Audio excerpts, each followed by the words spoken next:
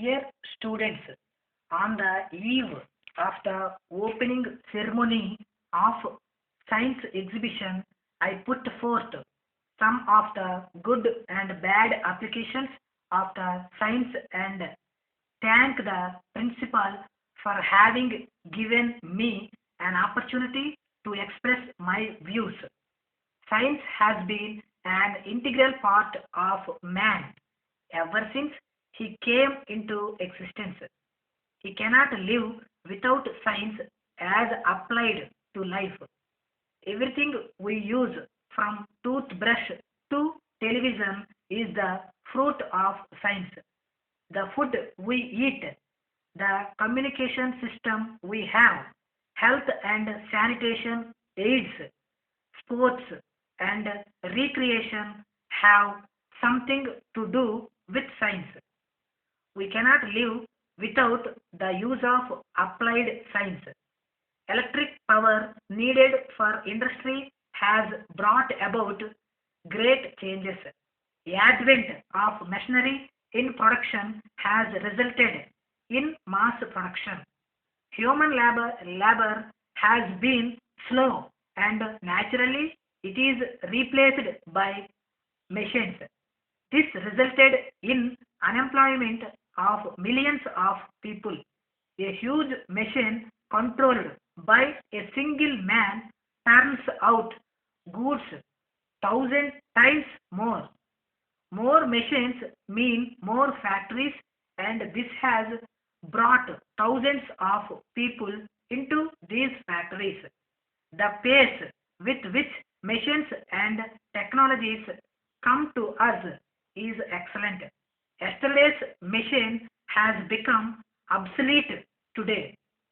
When men were thrown out of employment, there were strikes and machines were destroyed by displaced people.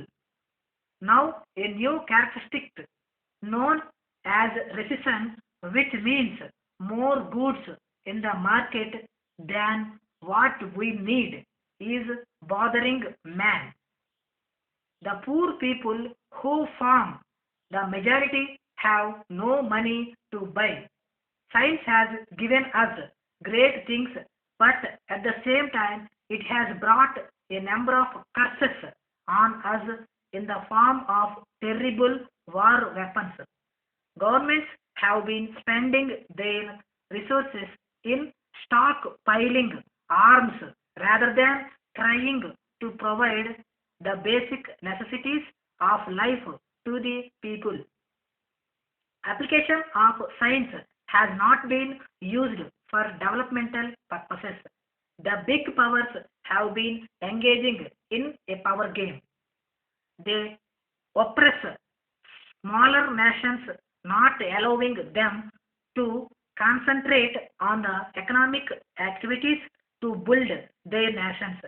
Within a nation, private citizens have no means to protest because governments are run on muscle power rather than by the rule of law. This has resulted in government in almost every nation, and only groups of influential men control the government. A war is a hard reality. Today, a war means destruction of civilians' property and life. The art of war using cavalry has been an old affair. High flying planes, dropping bombs, and firing missiles have been the order of the day. These bring untold misery to innocent people who are not responsible for either party to the war. Wars these days are not fought on war fronts but on sides. It is well known that during the Second World War, great cities of many nations were reduced to ruins.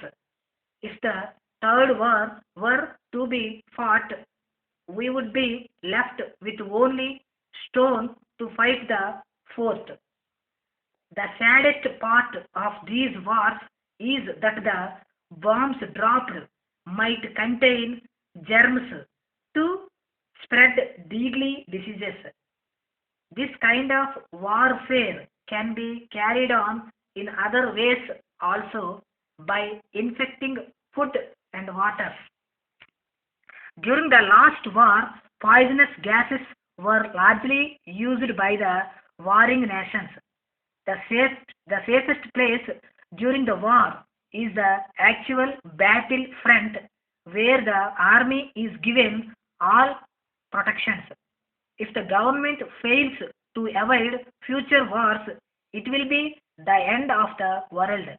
There are two opposite forces in the world, one working for positive cooperation among nations and trying to develop civilization, and the other is a destructive one trying to destroy all good works of men. It is very strange that they are working side by side. Both go at a very fast pace and both seek the help of science. Who is the ultimate winner is not known. Only time has the answer. Science has all along been a vital force in the development of human civilization. Economic and industrial growth and advancement of mankind. The noblest aim of science is to make man's social life better, but it is confined only to some developed countries and to the urban life. As India lives in villages, it is necessary to banish poverty and unemployment of rural population. Dear sir, we are in receipt of your letter of 10th instant. We are sorry to learn that 3 out of the 15 solar heaters sent by us through our leading road lines on 5th instant are not working properly. Before packing the solar heaters, our engineer had thoroughly checked all the heaters. Then only after his certifying that all the heaters to be sent to you were in perfect condition. We sent you our letter dated the 5th instant. We had mentioned therein that the heaters were ready for delivery and you could send your representative to check them before packing and lifting by our regular road lines for being delivered to you. As you are already aware, your representative, Mr. David Rock, visited our Mumbai showroom on the 10th instant and checked the working conditions of all the 15 solar heaters in the presence of our engineer.